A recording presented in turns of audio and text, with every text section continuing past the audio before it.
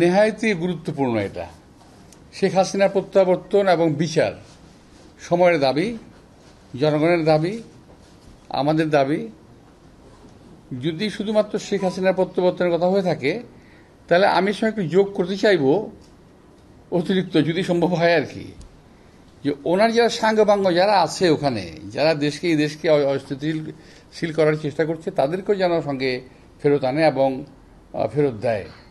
এবং ভারতের উচিত শেখ হাসিনাকে অবিলম্বে ফেরত দেওয়া এবং এদেশে পাঠিয়ে দেওয়া, তাকে ফেরত দেওয়া তো না, পাঠিয়ে দেওয়া, যাতে তার বিচারটা হয়।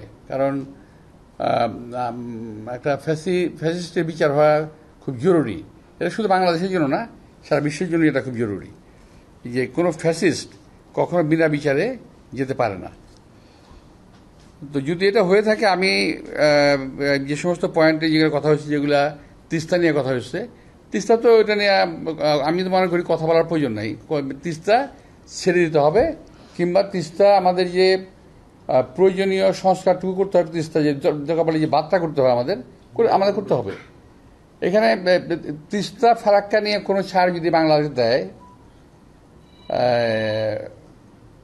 তাহলে কিন্তু এখন যে আমাদের অবস্থান এবং যে অবস্থা, দেশের মানুষের যে মানসিক অবস্থা, আমাদের অর্থনৈতিক অবস্থা যাই থাকুক না কেন, মানসিক অবস্থা বাংলাদেশের মানুষের অত্যন্ত শক্ত এবং শক্তিশালী একটা অবস্থানে আমরা এখন আছি। এই অবস্থায় আমাদের ভারতের সঙ্গে যে চুক্তিগুলো, অসম চুক্তিগুলো হয়েছে, সেগুলো যেমন বাতিল করা দরকার, তেমনি যে চুক্তিগুলো অসম এবং কার্যকর হয় নাই আমাদের এখানে দেশে, যেটা বাংলাদেশের পক্ষে যাবে, যেগুলো যেমন ফারাক্কা বার্তা চালু করা, তিস্তার বাদ চালু করা, এগুলো অত্যন্ত প্রয়োজনীয়। সীমান্ত হত্যা বন্ধ করা, এগুলো নেহায়তই একটা বাস্তব বিষয়।